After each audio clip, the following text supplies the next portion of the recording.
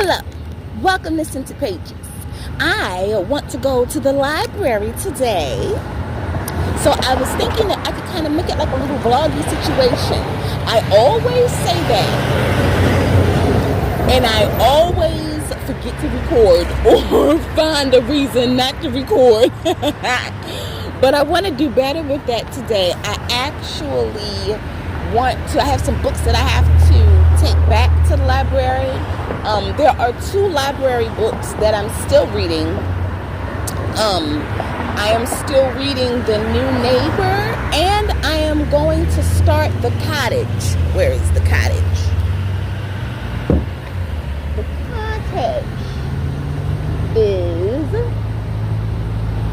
good. It's about this girl who is staying in a cottage, and it's a really old-fashioned cottage, so old-fashioned that like she has to use like a coin. She has to put a coin in the meter to keep it warm, which sounds kind of cute. It does, doesn't it? Except there's a murderer on the loose, or something. Somebody's or something that's tapping on her windows and doing creepy shit. Then it's time to go home. It is time to go home. But I don't really know all the ins and the outs of this one because I haven't started it. But yeah, but I did start The New Neighbor, and then I'm gonna probably be starting this one pretty soon. But I wanted to take back the old books that I have. I want to take back the old library books that I have today and get just a couple of new ones. I'm not gonna get 14 like I did before. But I will probably just get maybe like 4 at the most, instead of 14, just 4. And then also I will be reading my book The New Neighbor, so I'll keep you updated with that. I'm about to run home now, pick up my books. I'll probably leave for the library at about 10 or so, because I really want to make it like a whole day. I don't really want to be in the house today getting sleepy, because I have something that I need to take care of later on, so I got to keep my iPod woke. So I'm going to go to the library. So I'm thinking that's going to be fun, and I will get back to you. Okay, I had to get down here to... Pew! Something stinks! Oh my God. I can't talk right now. Wait a minute. Oh my goodness. What in the world was that? Oh, that stunk. Anyway, what I decided to do is I have to charge up my phone before I leave, and I don't want to leave too early, and the library doesn't open up till 10 anyway. So I'm going to oh my goodness, I cannot get away from what is stinking, and it's like it's in my mouth too. Hold on. I thought that I was away from it. Oh, it must be this. Oh, it stinks. I was supposed to be going to the next bus stop, but I'm going to have to go to the one after this because this one stinks. And every time I open my mouth, I can taste that shit. But what I decided to do is, while my phone is charging up, I'm going to listen to some videos from a couple of the different booktubers and see what other new is out, like come out this summer. See what's new that's gonna come out, or see just specific authors that I want to get into. How you doing? Yeah. So I'm gonna watch a couple of videos, make a couple of lists of some authors and some books that I'm gonna see if the library has there. So yeah, that's gonna be fun. All right. Okay. So the library is right there. I just wanted to take a couple of minutes before I walk in and just check in and kind of take a breather too, because I'm not going to be able to talk a whole lot when I get in there. But I did make a list of some of the books and the authors that I want to So I'm definitely wanting to look for some more Lisa Stone and what is his name, Carter Wilson. They were the authors of the two books that I'm reading now, The Cottage and The New Neighbor. And I also wanted to look for, she has an alias, Lisa Stone's alias, other pseudonym that she was writing under before was Kathy Gloss. So I'm going to look to see if they have any books under that name too. And then some of the books that I wanted to get in to see if they have are Dark Matter. I didn't write the title. I didn't write the author for that one. The Strangers by Margaret Peterson Haddix. For Your Own Good by Samantha Downing. And If We Were Villains by M.L. Rio. I'm going to see if they have those books here. And whatever else they might have. I'll kind of look at those books, see if I am interested in taking them home, and I will check back in with you later. There is nothing like coming to the library with enough time. Enough time to spend. I need at least 2 hours. I'm not going to say at least. I just feel like in 1 hour is just not enough. I need over an hour, at least an hour and a half. So I would say at least between an hour and a half. At the most, I'll do 2 hours. But I just can't rush my time at the library. It feels so good to just relax, browse around, see what's here, not have to rush. It's good. It's fun. So I'm not going to do too much more talking. I think I might try to do like a voiceover type situation for the rest of the time that I'm here. So I'll see.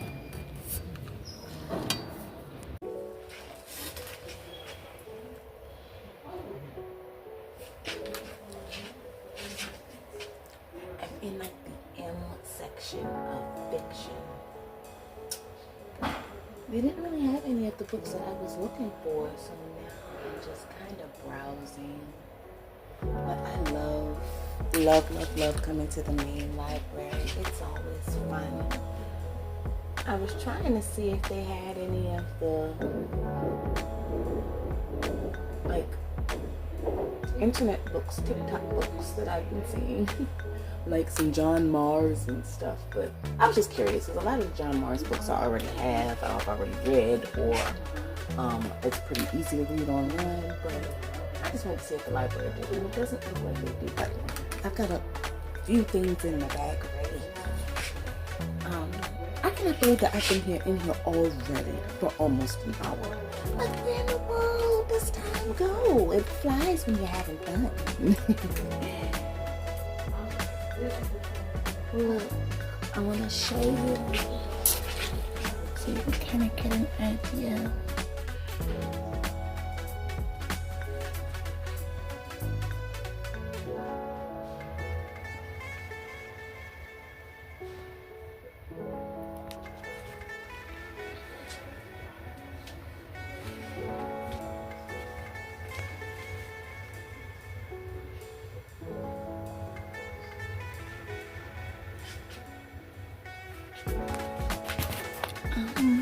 There was one title that caught my eye.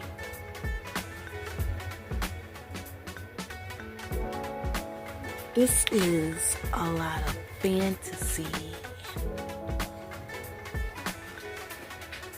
and science fiction. I would have to look up which one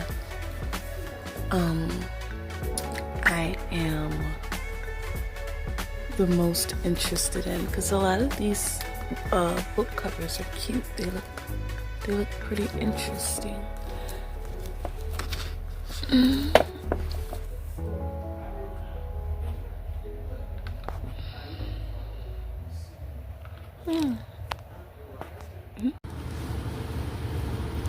Hi. I made it to my appointment pretty early. I could have stayed at the library, I guess, for a few more minutes, but I was so hungry that I couldn't think about anything else. I stayed there for almost 2 hours. I stayed for about an hour and 40 minutes or so. I got a few books. Just 5 of them, not a whole lot. I wanted to be a little more realistic with myself about my reading goals and how much I'm reading and all of that. There's really no need for me to have all those books out at once from the library anyway. And also, I haven't exactly been on my own bookshelf as much as I would really like to. So I said I'm not going to check out so many too many books, just a few. So I got 5 of them. But the librarian was telling me, I had so much fun. She was telling me about during this bag, this girl came to the library and stole like 15 urban fiction books. I was so mad. I was like, that is so disrespectful. I'm pretty sure that I'm not going to be able to get through all of these books sitting right here in my little hiding spot before my appointment, but I definitely wanted to do a few of them so that I can put this video out as soon as possible. So, the first book, well, I'm going to take them all out so that I'm not digging back behind me the whole video. I only got, like I said, 5. I'm really proud of myself. I think this is the least amount of books that I have ever actually came home from the library with. So, yay.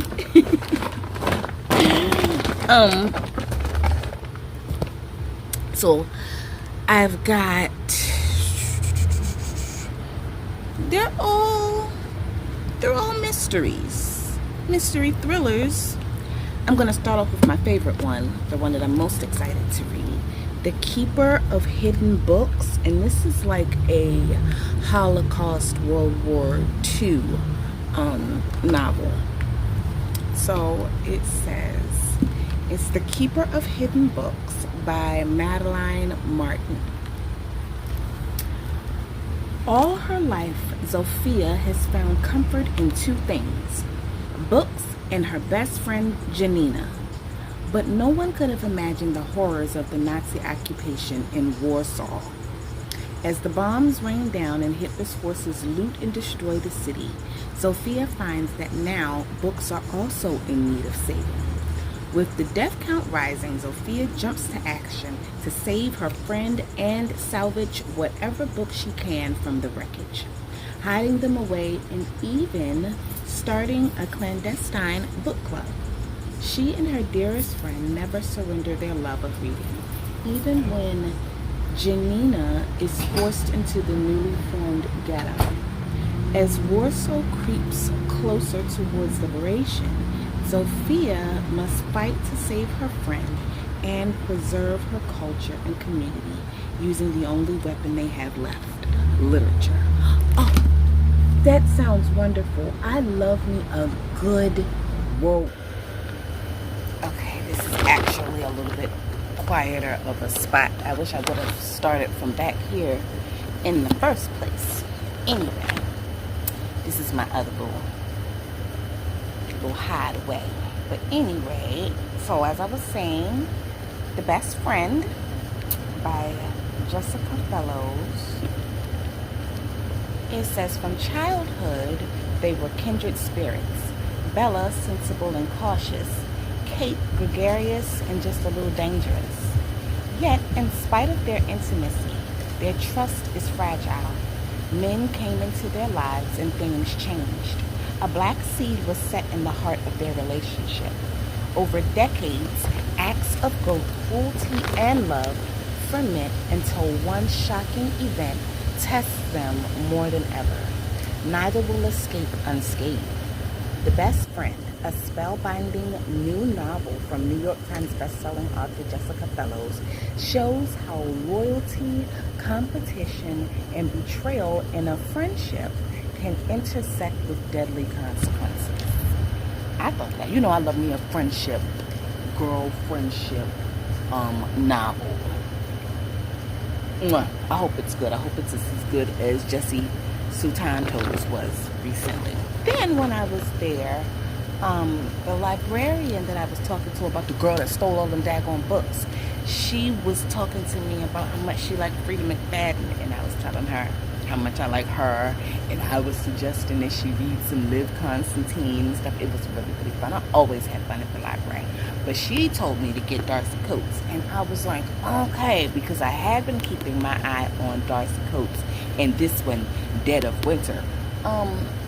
I guess I should have pushed this one back a little bit more for a more seasonal read. I could have pushed this one back into the winter time, but at the same time, this was the one by her that I was the most interested in, so I saw it and I grabbed it. What else? It says, Dead of Winter by Darcy Coates. When Krista joins a tour group heading deep into the Rocky Mountains, she's hopeful this will be her chance to put the ghosts of her past to rest. But when a bitterly cold snowstorm sweeps the region, the small group is forced to take shelter in an abandoned hunting cabin. Despite the uncomfortable claustrophobic quarters and rapidly dropping temperature, Krista believes they'll be safe as they wait out the storm. She couldn't be more wrong.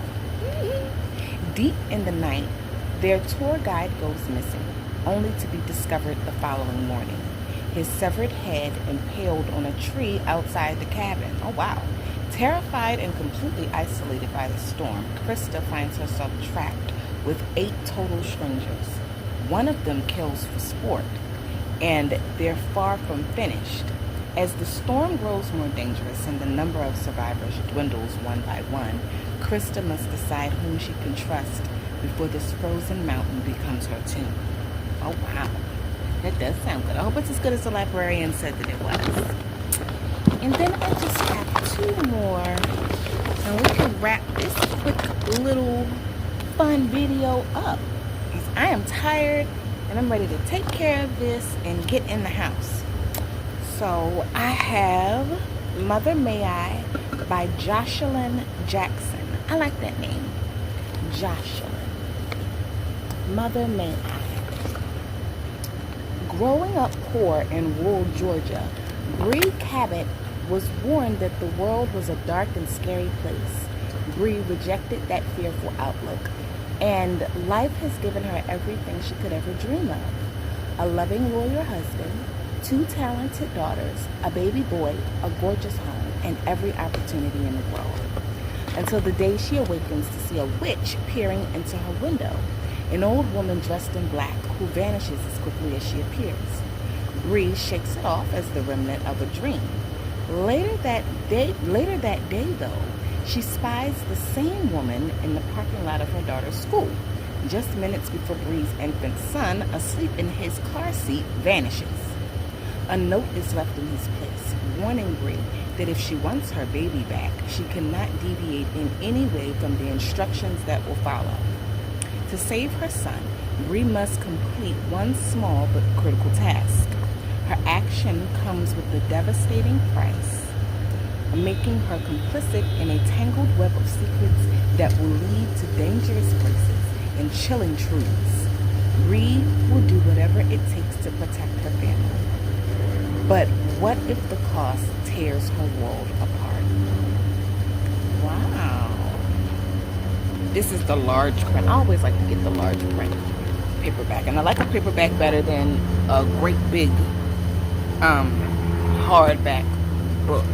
And then last but not least, I have The Fiancé by Kate White.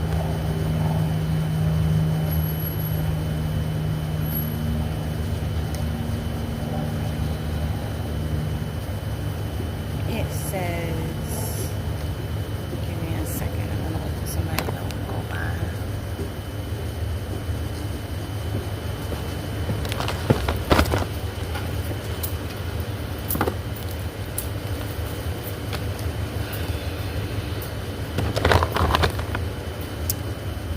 Summer's looking forward to a break from hustling for what?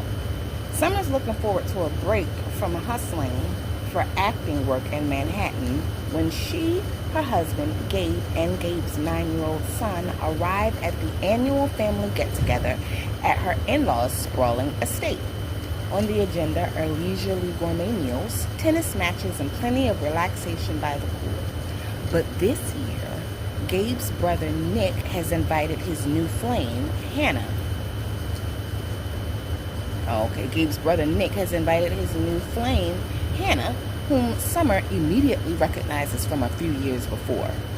Oddly, her brother-in-law's girlfriend claims not to know her. Yet Hannah charms the other family members, and after Nick announces that he's proposed to her, Summer doesn't have much choice but to grin and bear it. Then the reunion is rocked by a tragedy when a family member is found dead.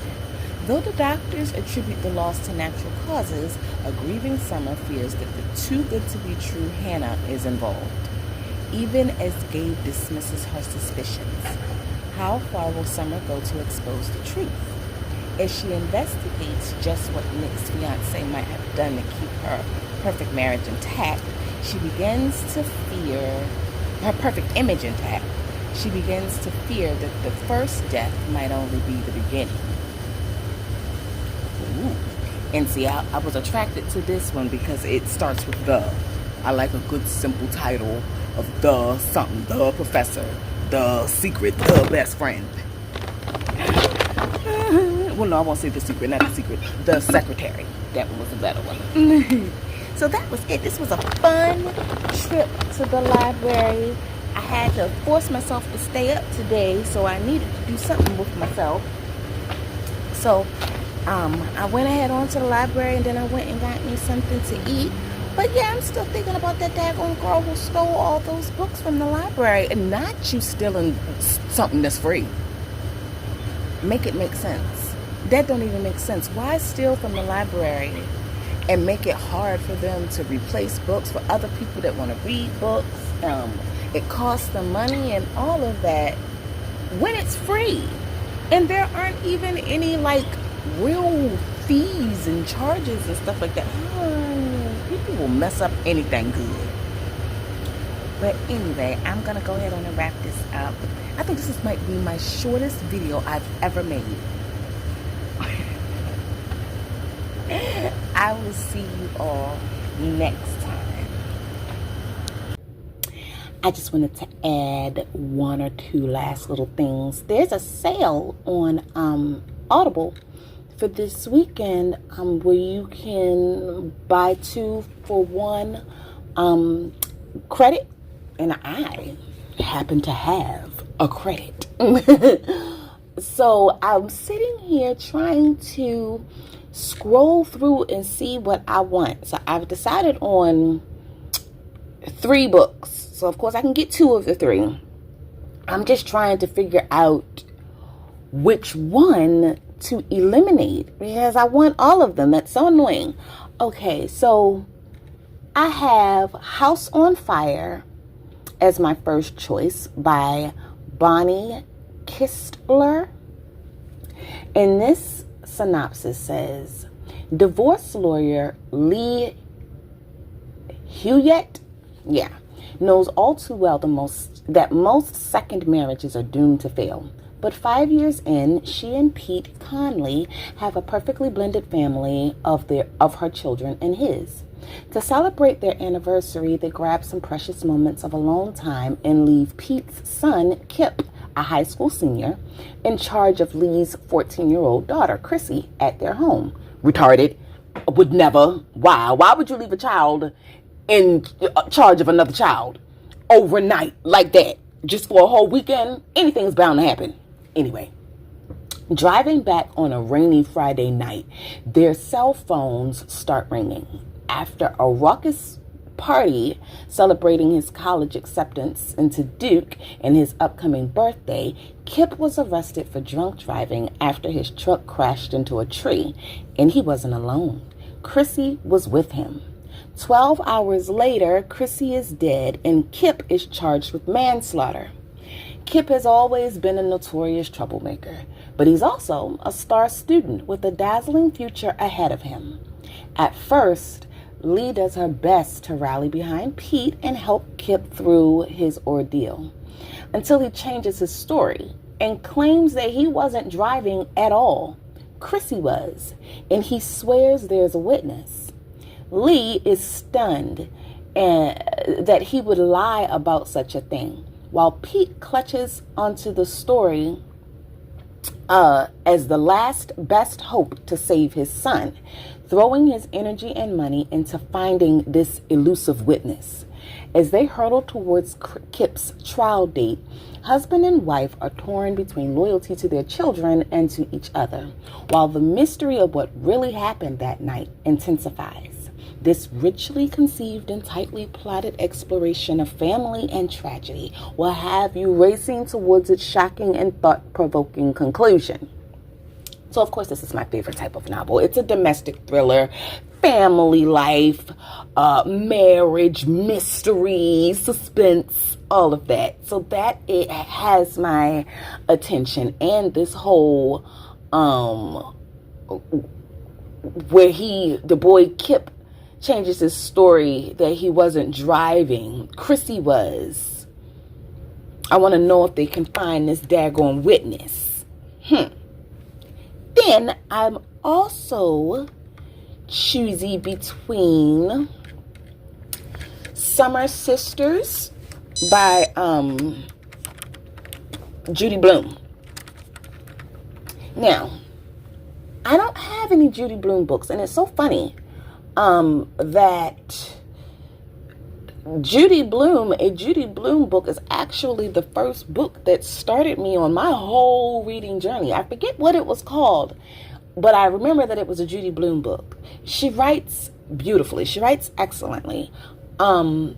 This one is called Summer Sisters. I'm going to have to do a little more research on this book because I want to make sure that it's not like a YA novel. Like, I know that she's not, well, no, I can't say that because she does write a lot. She writes for teenagers and children a lot of times. And while I like books with children as the characters, like children and teenagers as the characters, but the audience is adult. The audience that the book is written for is adult. I like those types of books. I don't like the types of books where the audience that the book is written for is teenagers and young adults and children. I don't care for those types of books, so I just want to make sure that this one isn't like this. But Summer Sisters by Judy Blume says, in the summer of 1977, I also like that it's set in the 70s, Victoria Leonard's world changes forever when Caitlin Summers chooses her as a friend. Dazzling, reckless Caitlin welcomes Vix into the heart of her sprawling, eccentric family, opening doors to a world of unimaginable privilege, sweeping her away to vacations on Martha's Vineyard, an enchanting place where the two friends become, quote-unquote, summer sisters. Now, years later, Vix is working in New York City. Caitlin is getting married on the Vineyard, and the early magic of their long, complicated friendship has faded, but Caitlin begs Vix to come to her wedding, to be her maid of honor. And Vix knows that she will go because she wants to understand what happened during that last shattering summer. And after all these years, she needs to know why her best friend, her summer sister, still has the power to break her heart. Oh, I love it. That sounds so good. It's so, I love me a good female friendship story. The last book that I have here that I'm going to read to you is another book about female friendships. But I love me a good female friendship story, and especially set in the 70s. And it's this storyline is kind of close to my heart with them, separating and her wondering what in the world happened to her best friend and why they're not friends anymore, and how she still has the power to break her heart. And I love it. I love it. I love it. I love it. I love it. That sounds very, very appealing. So then the last one that I have that I can also maybe choose is You Can Trust Me. And it's another female friendship book. You Can Trust Me by Wendy Hurd. Summer and Leo would do anything for each other, inspired by the way each has had to carve her place in a hostile and unforgiving world. And united by the call of the open road, they travel around sunny California in Summer's tricked out Land Cruiser. It's not a glamorous life, but it gives them the freedom they crave for the painful past they've left behind. But even free spirits have bills to pay. Luckily, Summer is a skilled pickpocket, a small-time thief, and a con artist. And Leo, determined to pay her own way, has learned a trick or two. Eager for a big score, Leo catches in her crosshairs Michael Forrester, a self-made billionaire and philanthropist. When her charms wins him over, Leo is rewarded with an invitation to his private island off the California coastline for a night of fabulous excess. She eagerly anticipates returning with photos that can be sold to the paparazzi, jewelry that can be liquidated, and endless stories to share with Summer. Endless stories to share with Summer. Instead, Leo disappears. On her own for the first time in years, Summer decides to infiltrate Michael's island and find out what really happened. But when she arrives, no one has seen Leo. She's not on the island as far as they know. Plus, there was only one way on the island there's only one way on the island and no way off for the coming days. Trapped in a scheme she helped initiate, could Summer have met her match? Oh! Now, I have choices to make, and I don't know which two it's going to be. Again, this is giving female friendship. I love a good female friendship. Getting away with stuff, suspenseful, women, psychological. I love it. So I will, I'm going to click around, look at some reviews, and I will get back to you and let you know which two I officially choose. Okay, so the two books that I decided to get with this sale was You Can Trust Me by Wendy Hurd and Summer Sisters by Judy Blume. And I'm looking forward to them. I wanted to get something lighter and a little bit easier to read for the summertime. A lot of times in the summertime, especially like the second half of the summer, it's kind of like hard for me to deal with and get through.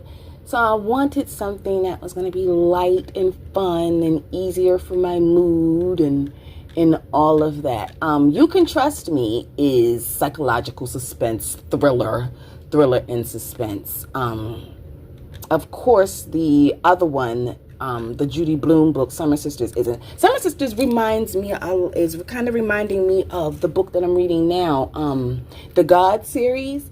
I just finished God Still Don't Like Ugly, which was really good. I'll give you an update on that. And I just started God Don't Play, which is the third book in the series. But these girls, Vix and Caitlin, they're kind of reminding me of Rhoda and Annette, especially with how it says that Caitlin chooses Vix as her friend, kind of like how Rhoda just picked and chose Annette to be her friend. And Rhoda was super pretty and rich and all of this stuff, but she just loved Annette so much. It didn't matter what Annette, looked like or had or didn't have. She just loves her, and I love that about their friendship. And this is kind of given, Summer Sisters is kind of given the same energy when it says that she chooses her as a friend and that she's got this,